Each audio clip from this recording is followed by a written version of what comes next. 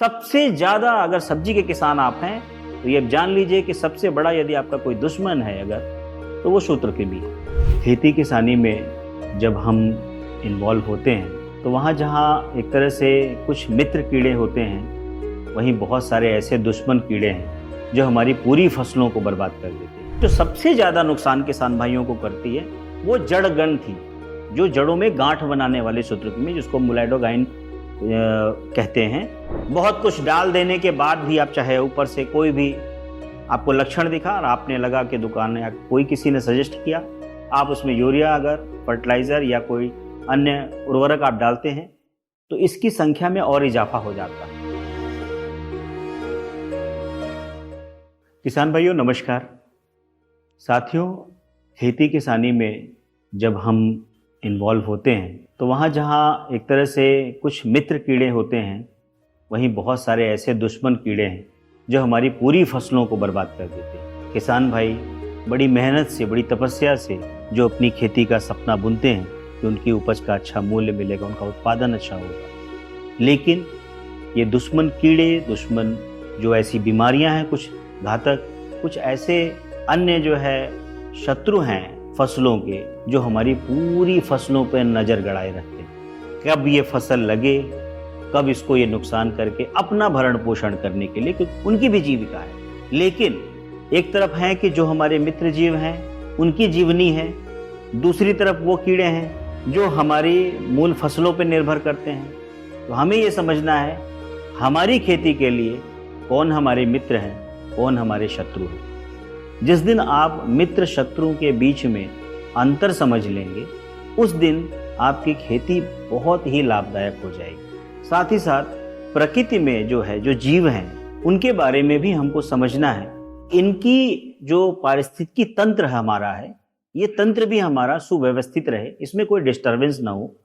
क्योंकि यदि प्राकृतिक व्यवस्था टूट गई तो निश्चित तौर पे ये खेती जो है, हमारी खेती की जो व्यवस्था है, ये टूट जाएगी। जब भी हम दुश्मन कीड़ों की बात करते हैं या कोई बीमारियों की बात करते हैं तो उसके लिए हम बहुत सारे हानिकारक केमिकल प्रयोग करते हैं। लेकिन ये केमिकल क्यों डालने पड़ते हैं? क्या इसकी आवश्यकता है? क्या हमें ऐसा कुछ नहीं करना चाहिए कि जिससे कि इनकी जरूरत ही न पड़े? इन सब विषयों पे अगर बात करनी है या जाननी है तो हमें उनकी खेती के बारे में बारीकियां समझनी होगी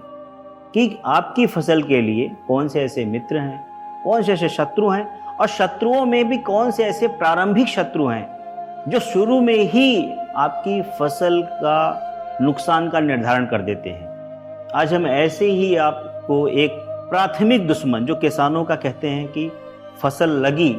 और वो प्राथमिक पहले ही रूप में जो दुश्मन के रूप में भूमिका अदा करता है, उसके बारे में थोड़ी चर्चा आप लोगों को बताएंगे। जैसे ही हम बीज अपना बोते हैं जमीन, अंकुरण होता है, मूलांकुर और प्रांकुर के रूप में जो जड़ नीचे नीचे जा रही है, जड़ जब मुलायम होती है तो सबसे पहले अवस्था, यानी एक हफ्ते के अंदर कुछ फसलों में आप देखेंगे तो एक सप्ताह के अंदर ही जो पहला दुश्मन कीट आपकी जड़ में प्रवेश करता है, उसको एक तरह से किसानों का गुप्त शत्रु भी कहते हैं। गुप्त शत्रु क्यों कहते हैं? क्योंकि गुप्त है, वो जमीन के अंदर है, दिखाई नहीं दे रहा है, इवन यहां तक कि नग्न आंखों से भी नहीं दिखाई दे रहा। दुश्मन ऐसे होते हैं जो दिखाई देते हैं, उसका सामना तो आप कर सकते हैं, लेकिन जो आंखों से दिखाई नहीं देते, उनसे बच पाना बड़ा मुश्किल है। खेती का ऐसा ही दुश्मन जो आपकी आंखों से दिखाई नहीं देता और जो सबसे पहले आपके पौध में प्रहार करता है, उसको किसानों का गुप्त शत्रु, और उसको हम निमेटोड कहते हैं, यानी सूत्रकृमि। हिंदी में हम बात कहें तो सूत्रकृमि, इसके नाम से ही है। सूत्र मीन्स धागा और कृमि, एक कृमि ऐसा जो सूत्र के आकार का, यानी धागे नुमा है और बहुत नग्न आंखों से हमें नहीं दिखा, बहुत सूक्ष्म होता है। इतना सूक्ष्म कि शायद आपको माइक्रोस्कोप जब आप लगाएंगे तब आपको चलता हुआ, रेंगता हुआ दिखाई देगा, और इतनी तेज जनसंख्या वृद्धि करता है कि मान के चलिए कि एक माह के अंदर अंदर ही कई लाखों करोड़ों की संख्या में अपनी जनसंख्या पैदा करता है। अब ये सूत्रकृमि कैसे प्रभाव करता है, क्या इसके लक्षण हैं, कैसे इसको किसान भाई समझ पाएं, कैसे इसको हम बचाव पाएं, इसके लिए कुछ मुख्य बातें हैं। तो सबसे पहले हम ये जानते हैं कि इसका बेसिकली क्या है, कैसे ये किन किन चीज़ों पे, किन किन फसलों पे प्रकोप करता है और किस अवस्था में प्रकोप करता है, क्या इसके लक्षण होते हैं, और फिर उसके हम बात करेंगे उनके बचाव के और प्रबंधन की। तो ये सूत्रकृमि जो है, जैसे ही आपकी फसल, जैसे मैंने कहा, जड़ें विकसित होना शुरू करती हैं, वैसे ही अपने स्टाइलेट, इसको बोलते हैं कि एक सुई नुमा एक पंक्चर होता है, जिससे कि जड़ को बीच में ये पंक्चर करता है, लगातार पंक्चर करता है, लगातार पंक्चर करता रहता है, और पंक्चर करते करते फलस्वरूप आप देखेंगे कुछ दिनों के बाद जख्म पैदा कर देता है, और जैसे ही वो जख्म होता है, उसके उसी जख्म के अंदर से घुस करके उसके अंदर अपना घर बना लेता है। अब अगर एक बार उसने घर बनाया, नर मादा का मिलन हुआ, तो मादा का जो जीवन चक्र है उसी जड़ के अंदर पूरा, और जड़ें फिर फूलना शुरू, यानी ये ऐसा जीव है, इसको बोलते हैं परजीवी,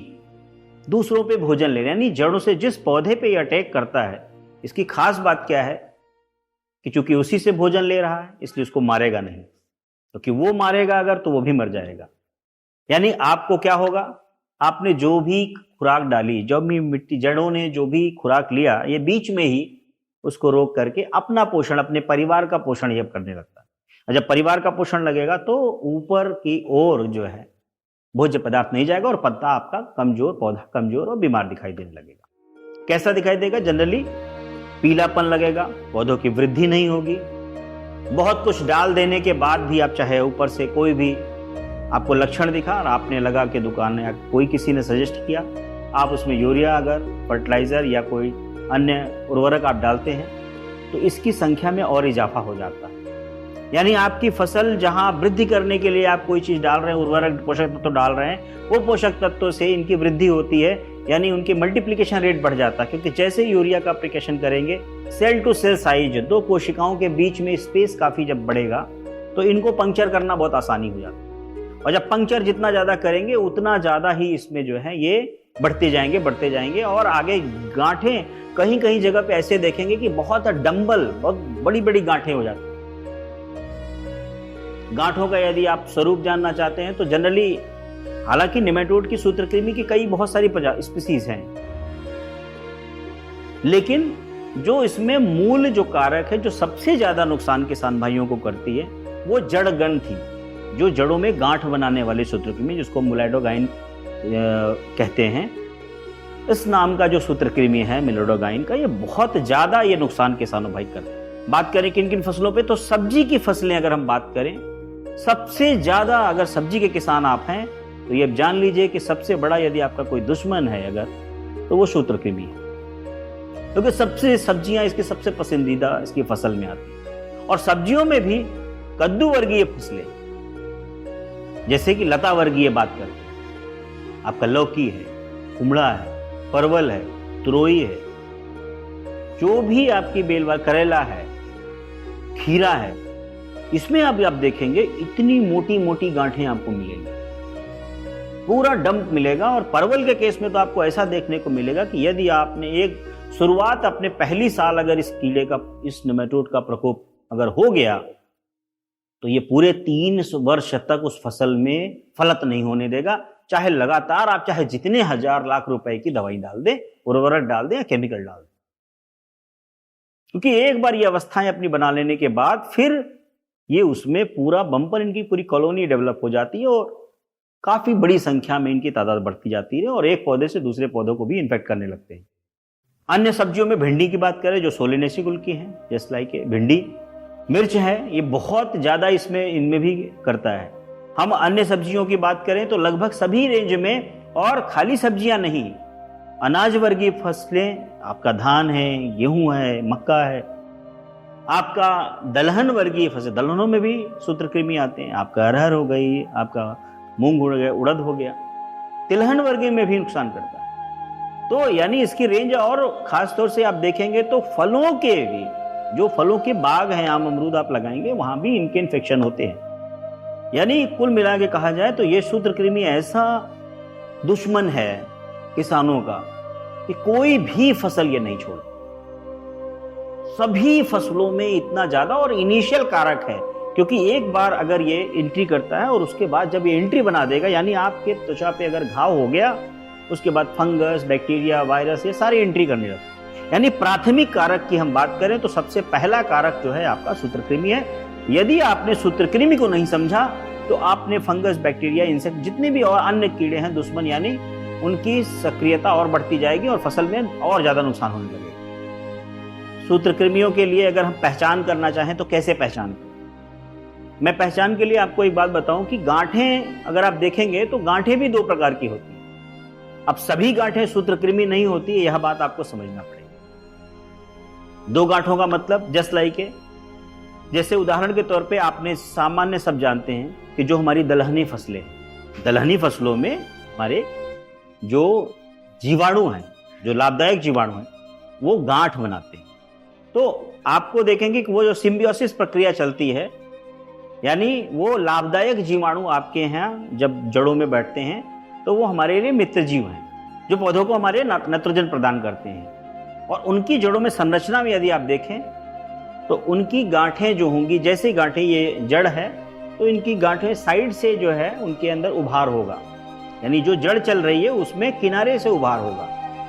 वो गांठें हमारी लाभदायक। लेकिन सूत्रकृमि की गांठें अगर आप देखेंगे तो सूत्रकृमि की गांठें अगर ये जड़ है तो इसके चारों ओर डमरू के ऊपर, पूरी तरीके से डमरू के ऊपर कवर होंगी, यानी चारों ओर से उस बीच में जड़ और चारों तरफ से गोल होंगी, और ऐसे लच्छेदार गांठें होंगी बहुत ज्यादा संख्या में। तो आपको ये समझना है कि जो दलहन के जो लाभदायक हमारी गांठें हैं और हानिकारक गांठें हैं, इसमें कैसे पहचान करें। कहीं ऐसा ना हो कि लाभदायक गांठें आपके लगी हो और आप उसको दुश्मन कीड़ा समझ करके पूरा उखाड़ दें। ये भी बात समझनी है आपको, यानी आपके मित्र कौन है, शत्रु कौन है, इसके बारे में आपको समझना है। तो और दलहन में भी कभी कभी ये सूत्रकृमि लग जाते हैं, तो दोनों की गांठों में ये समझ में आने के बाद ही आगे आप बढ़ें, या आप ये पता कर लें कि कैसे आप इन दोनों की गांठों को पहचान कर लें। यानी जब आप आश्वस्त हो जाएं कि नहीं वाकई में ये सूत्रकृमि की गांठें हैं, तब आप उसके अंदर आगे इसके नियंत्रण की चर्चा करें। तो गांठों के बारे में हमको ये जरूर स्पष्ट करना है कि ये लाभदायक गांठें हैं और ये हानिकारक गांठें हैं। और सूत्रकृमि की गांठें ये चूंकि जमीन के अंदर, यानी आपका फसल के ऊपर लक्षण ऊपर दिखेगा, तो आपको इसको पहचानना कैसे है कि सूत्रकृमि लगना हो, तो उसके लिए सिम्टम है कि पौधे का सिम्टम देख के, लक्षण देख के, जैसे आप भिंडी के खेत में गए और आपकी भिंडी तो क्या बोलते हैं, आपने बहुत सारा उर्वरक डाल रखा, लेकिन फिर भी भिंडी के पौधा स्वस्थ नहीं है, कमजोर है, पत्तियां छोटी लग रही हैं, फसल ठीक नहीं चल रही है, फूल में भी ठीक से फल नहीं आ रहे हैं ठीक से, तो यानी ये पौधा जब कमजोर दिखेगा तो आपको एक लक्षण, यानी हमको एक डाउट है, यानी शंका होती है कि यहाँ हो सकता है नेमाटोड। तो ऐसे पौधे को पूरा उखाड़ के, खुरपी से आप जब उखाड़ेंगे तो आपको दिखेगा कि ऐसा हो सकता है कि रैंडम में आपको पहली बार ही आपको दिख जाए, और नहीं तो दो चार पौधे को रैंडम ऐसे जो लक्षण जिनके दिख रहे हो कि ये बीमार लग रहे हैं, ये कमजोर लग रहे हैं, तो उन पौधों को जब आप उखाड़ेंगे तो आप संभवतः देख पाएंगे, हो सकता है कि आपके खेत में सूत्रकृमि हो। और कभी कभी गांठें भी बहुत बारीक होती हैं, यानी जैसे धान गेहूं की बात करेंगे तो उस पूरे पौधे को उखाड़ करके पानी में सीधे सीधे बिना डैमेज किए हुए कैसे आपको गांठों को निकालना है, यानी पूरे पौधे को जड़ सहित उखाड़ना है और सीधे, यानी बिना जड़ों को डैमेज करे हुए जब आप पानी की बकेट में या पानी में डालेंगे, डिप करेंगे, तो मिट्टी अलग हो जाएगी, एकदम साफ जड़ें आएंगी, और उसको आप लाइट की रोशनी में आप देखेंगे तो आपको बहुत क्लियर दिखेगा, कहीं कोई गांठ तो नहीं दिख रही, क्योंकि जो सिंपल गांठ जड़ें होती हैं वो आपको बहुत स्पष्ट है, पतली धागे नुमान दिखाई देंगी, सफेद दिखाई देंगी।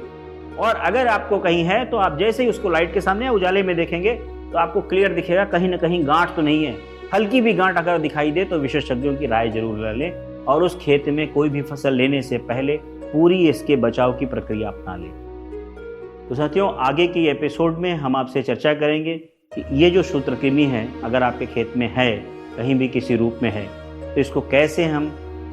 बचाव करें, कैसे इनसे बच सकते हैं, और अगर लग गया है तो इसका सही से प्रबंधन कैसे, नियंत्रण कैसे कर सकते हैं, और उस पर हम प्रभावी कदम समय पर यदि उठाएंगे तो निश्चित तौर पे आप अपनी जो फसल है, लागत जो बड़ी मेहनत से, बड़ी इच्छा शक्ति के साथ आप जो प्रयास कर रहे हैं, और जो आपकी एक मंशा है कि ज़्यादा से ज़्यादा मुनाफा मिले, निश्चित तौर पे वो मुनाफा आपको मिलेगा यदि आप अपने दुश्मनों का सही समय पे अपने दुश्मनों का पता लगा लें। नमस्कार।